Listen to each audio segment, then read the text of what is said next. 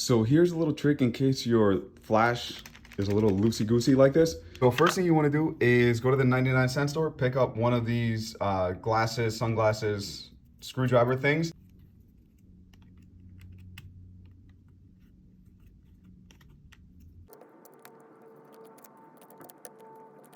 So the interesting part is that the culprit, it's not these screws right here.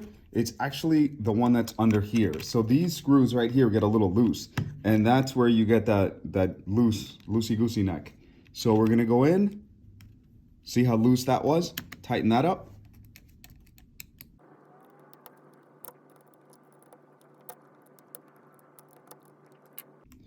So as you saw, I actually had to twist them a few times, so they were very loose. So after that, once you tighten this, you're gonna see it's a lot better. I'm gonna go ahead and put the screws back.